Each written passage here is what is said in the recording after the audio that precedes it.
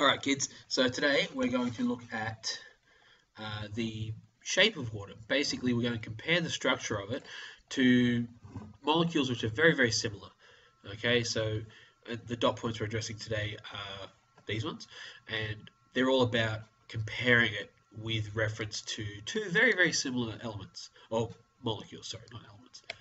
Alright, so what's the point? What are we going to do today? We're going to reinforce your skills in drawing Lewis dot structures, just in case you've, forgotten them. We're going to compare the differences water to similar compounds. In this case, it will be ammonia and hydrogen sulfide. So we're going to produce a table. This is something you're doing, this is not something I'll do in the video. You're going to produce a table comparing the various properties. Now, the independent variable, in this case, will be the molecule. So that's on your left-hand column, and all the subsequent columns are the different variables we're going to look at after that. Okay, and they're the ones we keep the same for each of them. So the three molecules are going to be, as we said, water, ammonia, and hydrogen sulfide, and this will be done by you at the end. You should have a grasp of the properties we're going to talk about later on. Okay, so first off, let's have a look at them. Now, they're all similar. I mean, we wouldn't ever include these circles, but aside from that, this is the way it's done. And you can see in each of them, hydrogen brings in one outer shell electron to share in these covalent compounds. These are all covalent compounds. So hydrogen brings in those. Now, there we go. So we're ready to move on. That's it though. It's you draw your O and your little dots for each of them. Remember, it has 6 in the outer shell, and it gets 2 from the hydrogens. We do with the O's and crosses, and we really, to be honest, at our level, we'll only ever have to do dots and crosses, because I mean that's about as complex as we're going to get. But you need to do them. You'll sometimes see them drawn as not the dots and crosses, but that's fine. We want you to focus on the dots and crosses, just so you can keep in your mind which electrons come from which atom. Alright, so molecular geometry, this is the shape. Now, they are actual shapes, like they have names, they have proper criteria, and I'll put a link up in the wiki to where you can find some of those actual shapes, or we'll go through them in class. But molecular geometry. So water is planar, it's bent planar. Now, the planar is actually, all that means is, if you look at it, it's got its shape there, but if you look at it side on, it looks like that, it's got the, that there. They're in a plane, a flat plane. So bent planar, that's also bent planar. There we go. And basically you can see that they're kind of the same. Now, the angle is different, and that has a massive effect in the end. But the angle is different, as is the distances between them, between the things.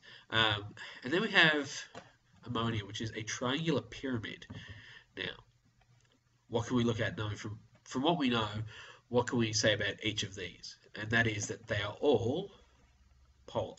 Okay, so you've got a largely negative end, largely positive ends. And again, the difference is, minor, but it's enough that you've got that polarity that's caused. So, one other thing here is, when you see it drawn like this is called a structural diagram, so or structural formula. It's actually a type of way of drawing the formula. So we've got it here, here, and here. We can see that those dots that we talked about earlier, they're not there. So these ones here, bent planar, as we said, look like that from above. This one here, from above, this looks like that. Okay, so, well actually, if we turn it around, so what we have here, we go, now, see how this one looks like it's coming out at us? That's because it is.